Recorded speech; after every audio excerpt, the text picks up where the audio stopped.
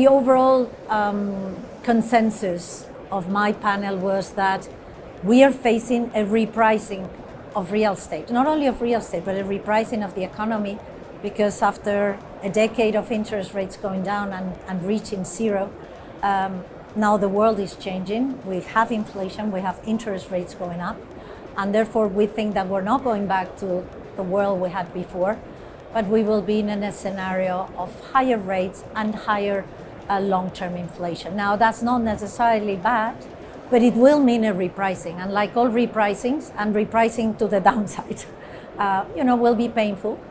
And therefore, we are, for the assets that we own, we are very cautious and we are very focused on managing, working with our tenants, working with our investors, and making sure we weather what is coming in the best possible way.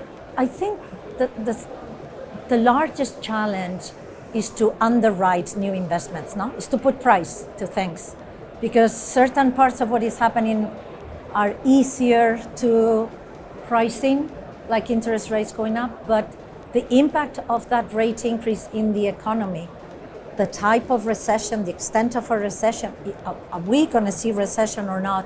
I think there's a huge uncertainty there.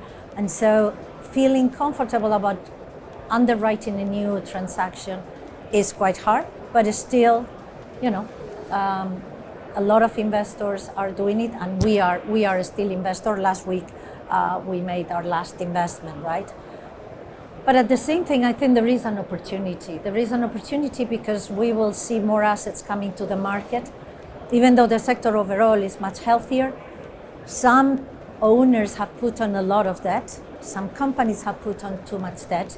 And as they face refinancing, some of them will rather sell the asset than face a situation where they need to put additional equity.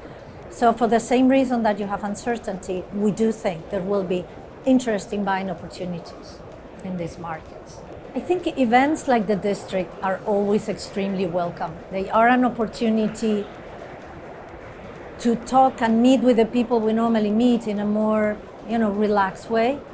But what I think is special about the district is two things. One is the fact that it's not only the investment world that is here, but there's also the built world and the architects. There's a lot of prop tech companies which are coming into the real estate and are really creating very, very exciting opportunities to improve the assets that we own, but also they are generating completely new business opportunities.